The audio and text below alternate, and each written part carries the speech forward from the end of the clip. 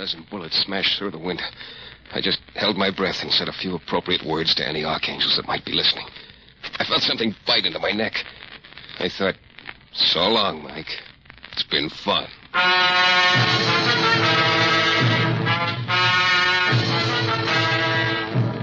The New Adventures of Michael Shayne, Private Detective.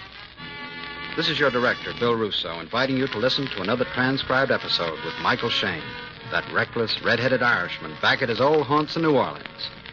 We call it The Case of the Hunted Bride.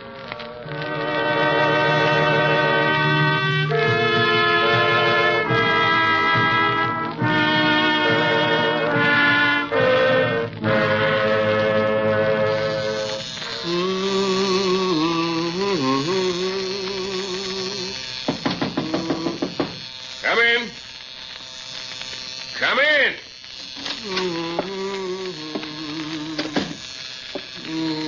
Mr. Michael Shayne, the private detective. Yeah, have a chair. I'll be finished shaving in a second. Thank you. You always shave in your office? Yeah, usually.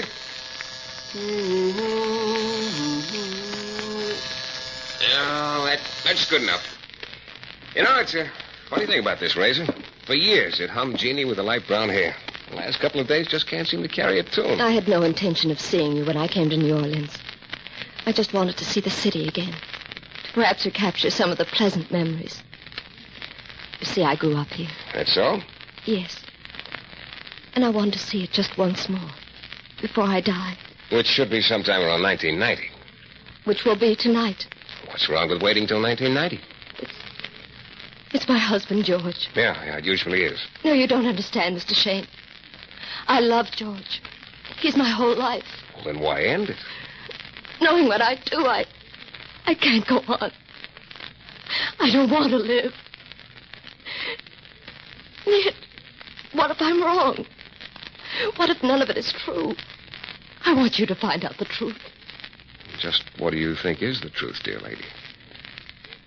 That my husband, George, is a murderer.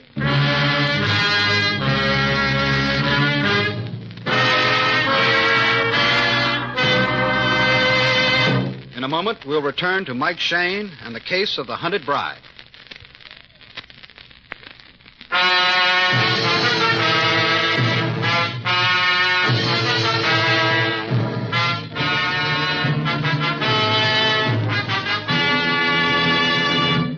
Her name was Grace Morrison. Mrs. George Morrison, to be exact. She lived in the capital city of a neighboring state, and she was so madly in love with her husband she was about to drop dead. If that's that love they write those beautiful songs about, I'll stick to my electric razor. Anyway, I told her to go back home, and I'd take a run up and see her as soon as I'd cleared up a few things around the office, and that we'd soon find out whether her husband was a murderer or not. In either case, I was to get my usual $20 a day. Lovable little me.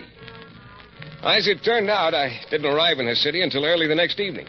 I registered in a little hotel, and then I telephoned her.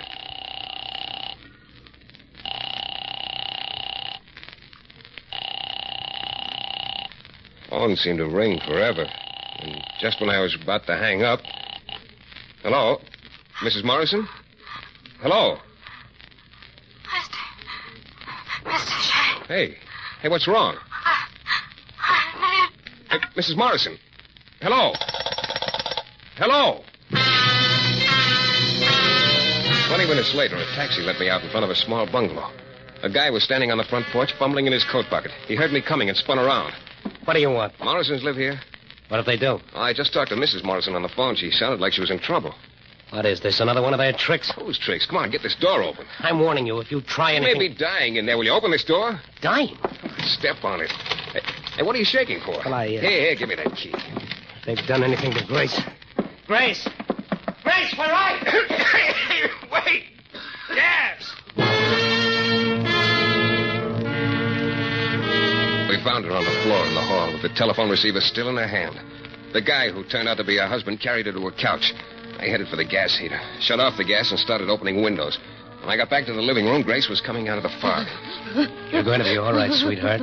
You're going to be okay. You better call a doctor, Mr. Morrison. She looks okay. Call a doctor. But what? If we can work it without a doctor... What's the matter? Don't you trust anybody? Look, mister, I don't know who Now, you let's are. not start that again. See if you got any spirits or ammonia in the house. I think we have. All right, put a spoonful in the glass of water and make it snappy. All right. I'll get it right away. Hey, Morrison, don't close the front door. We need air in here. There's plenty of air coming through the windows. I'll get the medicine now. Friendliest man in town. George. Huh. George. All right, easy. Wasn't you. George. Couldn't have been you. George. You just take it easy, Mr. Morrison. Mr. Shayne. Yeah. Well, that was kind of foolish, sweetheart. What do you mean? I'm the old-fashioned type. In my book, turning on the gas is foolish. But I didn't turn on the gas. What? No. I guess I dozed off.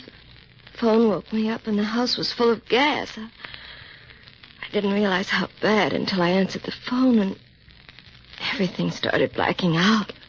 Well, then who did turn on the gas? I don't know. You think it was your husband, don't you? I don't know. Well, I don't think so. Not the way he acted when he came in here. Mr. Shayne, I don't know what to think anymore. What makes you believe he's killed anybody? I'll talk to you later. No, while he's still upstairs. No, Mr. Shayne. Come on, come on. The telegrams. That's what started it. Telegrams? The first one came 6 months ago.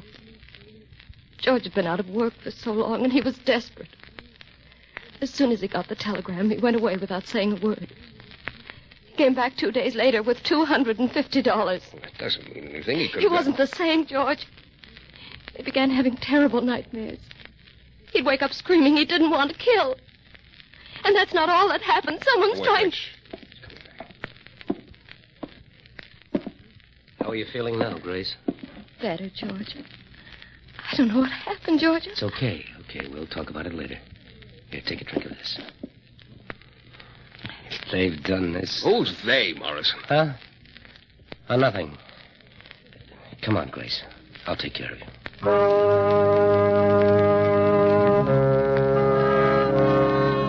He carried her upstairs, and the way they looked at each other, I wanted to whip out a violin and play gypsy music. What was going on here? Well, I lit a cigarette and wandered through the house, trying to make sense out of what Grace had told me. Trying to understand how that fitted in with the hem-stitched God Bless Our Happy Home that hung over the sofa. Then the phone started ringing. Hello? So you got home in time to save your wife. All righty, we'll try again. What? How does it feel wondering when it's going to happen? Wondering if it's going to be you or your wife? Joe Blake didn't have to wonder, did he? Joe Blake? Wait a minute. Who is this? This is Mike Shayne. Now... Hello? Hello? Put the phone down, Shane. Yeah, but I look. said put the phone down. Sure. Some woman. She sounded like... I know how she sounded. Hey, who's Joe Blake? It's getting late, Shane. You're so subtle, Mr. Morrison. Who's Joe Blake? Good night, Mr. Shane. Before I go, can I ask you one final question, Mr. Morrison? Well? Who's Joe Blake? Ask a silly question, you get a silly answer. I heard the lock click behind me. Then the lights went out inside the house. It was a cold, black night. A couple of blocks away, I saw a lighted street, and I heard a streetcar. I started walking toward it, and then I stopped. Not a sound. Not a... The sound was light. Might even have been a twig falling, only twigs don't wear shoes. The sound of the streetcar was louder now, but so were the footsteps. I'm a nervous guy. I put a cigarette in my mouth and struck a match, giving him a chance to pass me. I flicked the match away and watched it make an arc of flame. Before it could complete the arc, a bigger flame exploded in my head. No!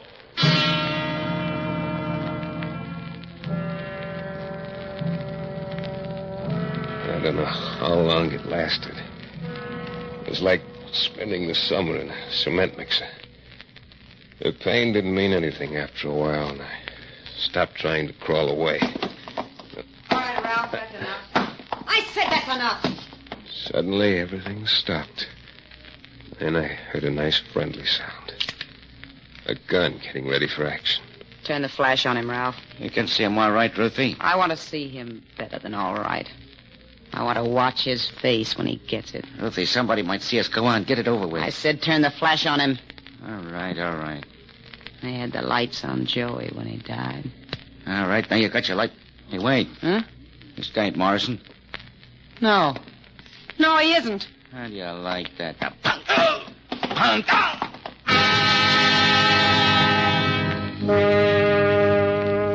I guess eventually Ralph's foot started hurting. Anyhow, he stopped kicking, and they left. For a long time, I lay there snuggling up to a couple of rusty garbage cans. A moth-eaten tomcat came up and stared at me for a long time, but he figured I was too big to eat, so he moved on, too. Outside of that, I was left all to myself, at peace among the melon rinds. It wasn't all wasted, though. I was beginning to fit things together. It sure looked now like husband George had killed Joe Blake. Well, finally, I was able to get to my feet and find a taxi and get back to my hotel. As I walked through the lobby of my hotel, somebody climbed out of an overstuffed chair and started toward me. It was George Morrison. I've been waiting for you, Shayne. Oh, that's too bad. What happened to your face? I ran into some friends of yours, Morrison. I want to see you upstairs. Well, I hope that's a first aid kit you're holding in your pocket. Upstairs, Shayne.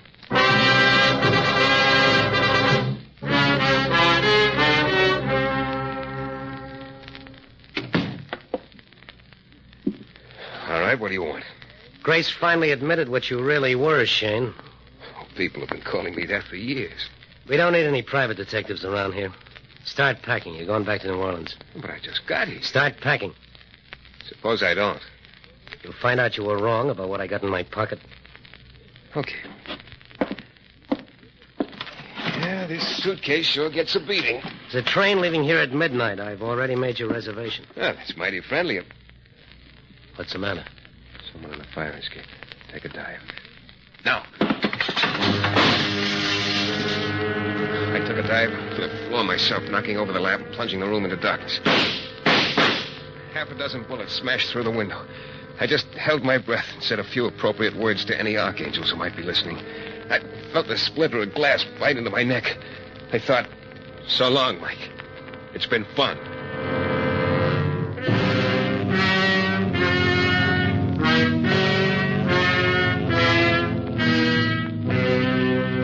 In a moment, we'll return to Mike Shayne and the case of the hunted bride.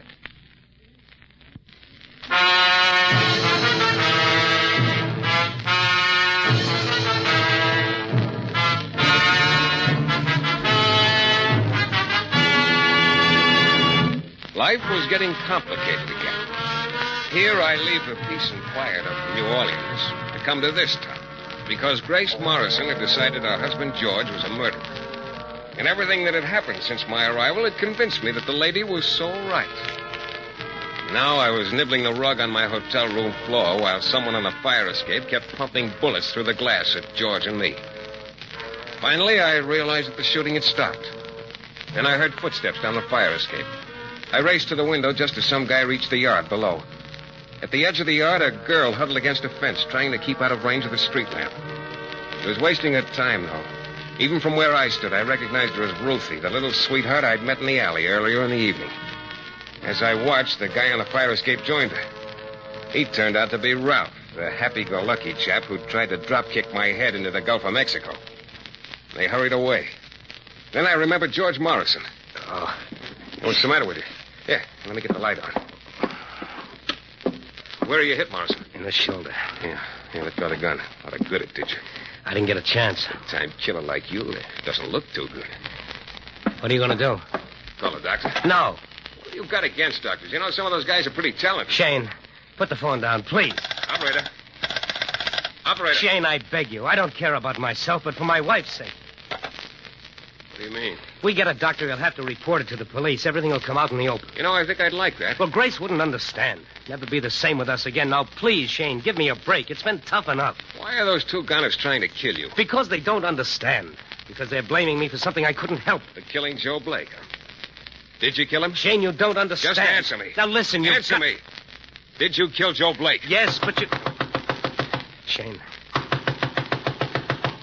Who's there? Detective, Mr. Shayne. Shayne, if you'll let me explain, you'll understand everything. All right. Stay here in the bedroom.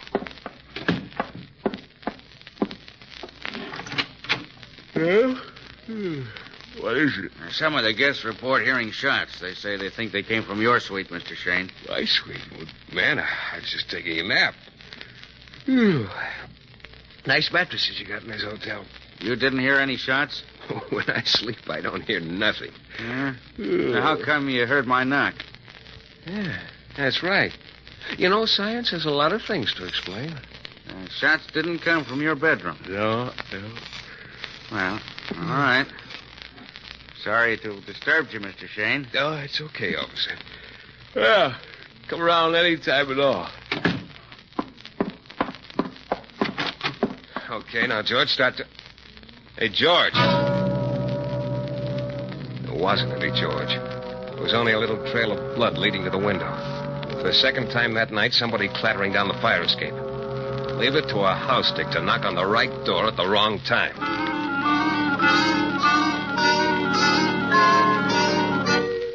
After that, I did the only intelligent thing I'd done all day. I went to sleep. Early the next morning, I called Grace Morrison. She told me that George had come home late with his arm all banged up. Said he'd bumped into something. Then I went over to the police department. Being as coy as possible, I tried to find out if the cops were looking for George Morrison or a reasonable facsimile. They weren't. I went to the public library and got out all the old newspaper files. You know, I didn't find Morrison's name, but Joe Blake's name was scattered through the crime news like confetti. A cheap little hoodlum who'd done everything in the books. One picture showed him and Ruthie smiling at each other across a nightclub table. Ruthie looked better in those days. The last item said Joe was being sought in connection with a gangland murder. That was 6 months ago. There were no more papers. The librarian told me the other issues hadn't been bound yet, but she'd get them for me. I couldn't wait. Something was clicking in my brain. I left the library and headed for the corner drugstore. I found a phone booth. Dialed the Times Express. I knew a guy on the crime beat. Pete? Yeah, hiya, kid. Long time no see. It's Mike Shayne. Yeah. Hey, Pete, can you give me a little information? Yeah. Ever hear of a guy named Joe Blake? Yeah. Yeah, I thought so. Oh, tell me, what finally happened to Joe? There comes the dawn. And the guy who pulled it? Yeah, I know it's supposed to be confidential, but... was his name George Morrison? Yeah. Hey, Pete, tell me something, will you? Where do I go to donate my head to the fat drive? I'll explain later. Now, right now, I gotta make another call, quick. Oh, Shayne, when they were passing out brains, you must have been out to lunch. Just a minute, Mac. I'll be right out. Hey, will you stop pounding on... Oh. I looked out to see who was making like a woodpecker on the glass, and I found myself looking into the little pink eyes of Ruthie's friend, Ralph. He motioned me to come out of the booth. Well, at the moment, there wasn't any place else to go. Come on, Mr. Shayne. Oh, sure, but where? Back to your hotel room. Why? You got company. Not interested. Get interested real fast. I got a gun right on your spine.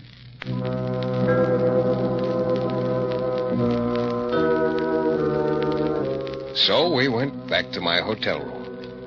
He waited in the hallway till I unlocked the door and closed it behind me. Then I heard him going back down the hall. I stood for a moment in the darkness. Then I saw the glowing cigarette. I snapped on the light. It was Ruthie making herself very comfortable on the sofa. She sat up, smoothing her dress down with one hand and holding a gun in the other. Nice couch. Nice room. Mine. I know. That's why I came. I'm only paying for a single. They'll have to raise the rent. Would you mind? Yeah. You see, I can never be myself with a girl when she's holding a gun. I want you to do something for me, Michael. Sure. Coax me, Ruthie. Get on the phone. I'm going to give you a number to call. Swell. If a man answers, I'll hang up, huh? I want you to call Brighton 4506. Brighton 45... That's George Morrison's number. Uh-huh. I don't think I want to, Ruthie, honey. It's a shame, Michael. And I'm going to have to kill you. Go on, get on that phone. Brighton 4506. Yeah. Operator. Brighton 4506. 4506, thank you. What do you want me to say? I want you to tell George Morrison to come over and see you right away. Tell him it's very urgent. As the phone rang, I glanced out the window. Down on the sidewalk, I saw Ralph leaning against a lamppost and reading a paper. I guess it was then that the idea came to me. It wasn't great, but so what? I had about as much chance as a guy buying a ticket on the Irish sweepstakes, only if I lost, I couldn't just tear up the ticket and try again next year. Hello? Oh, hello, Grace. This is Mike Shayne. Oh, Mr. Shayne, I'm so glad you called. I'd like to speak to your husband, George. He's on his way over to see you at the hotel. I don't know what for. What? Yes, he... Oh, fine. Well? You're in luck, Ruthie. Morrison's on his way over here now. Isn't that nice, Mike? You must have gone for Joe Blake in a big way. We were so right for each other, Joe and I. When that happens, you don't want to lose it. Where are you going? Open this window. It's stuffy in here. Sit down. You get nervous, Mike. Me fresh out of bromance. I said sit down. But I didn't sit down right away. Now the plan had to work. There was nothing else. I looked down at Ralph again. While I watched, he looked up. I sat down on the windowsill, lit a cigarette. Ruth was thinking about Joe Blake. You could tell it by looking at her eyes, her lips. She didn't even notice me. I signaled to Ralph with my head for him to come up. He dropped the newspaper and looked confused, but he didn't move. No, the plan was no good. I started walking again. I told you, sit down, Mike. Okay, Ruthie, but I've seen it work in a lot of bad pictures. What are you talking about? Nothing. You get it. Okay. Yeah? Let me talk to Ruth. Oh, you better tell her that yourself. Huh? I told you. Hello? Hello? What's going on up there? I'm coming up. He hung up. Who was that? It was your friend Ralph. What did he say? George Morrison just came into the lobby. He's on his way upstairs. All right. Sit down on that chair. Funny about love, isn't it, Ruthie? When it's right, you're singing in the rain. When it's wrong... There was nothing wrong with Joe and me. It was the only good thing that ever happened to me. And Morrison had to destroy it. It wasn't Morrison. He just did what he was told. Did what he was told. Ruth, there's only a few seconds left. This is the last chance you're ever going to have in all this world. Give me that gun. No. Open the door for Morrison and then duck. No. Hurry up. Suppose it's your boy, Ralph. Were you kidding? Open that door, Shayne, or you'll never open another one. No, Ruthie. All right, Mike.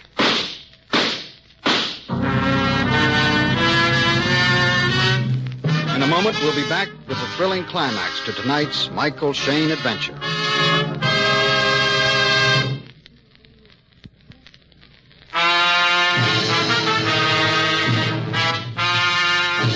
The first shot, I ducked fast.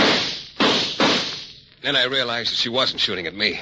She was shooting through the door. And even before the smoke cleared away, a trickle of red began slipping in from under the door like a calling card.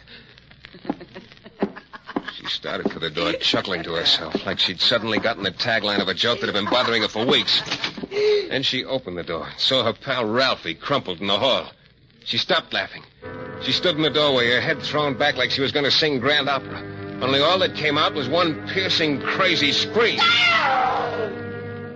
Yeah, it was all over. All the way around. I called Grace Morrison from the railroad station. I only had a couple of minutes, so I told it to her fast. I guess a little too fast. But I don't understand, Mr. Shayne. You say I was wrong about George? Yeah, completely wrong. Those telegrams, his nightmares, those people who tried to kill him. Well, I haven't time to tell you everything, Mrs. Morrison. Just take my word for it. Those jobs he's been going on, they're so legal, it hurts. You know, sometimes I think a lot of marriages would be better off if they changed that love, honor, and obey routine to just love, honor, and trust. You know what I mean, Grace? Yeah. That's just about the whole story. Except for one little footnote printed in small type and strictly between us boys. What I told Grace was partly the truth. Those jobs George Morrison goes on are perfectly legal. But her one big fear is absolutely correct. Every time George gets one of those telegrams, he does kill a man, just as he killed Joe Blake. Still, if George doesn't want her to know, well, then I guess that's his business. Because, you see, George Morrison is the official state prison executioner. Yeah, the guy who pulls the switch.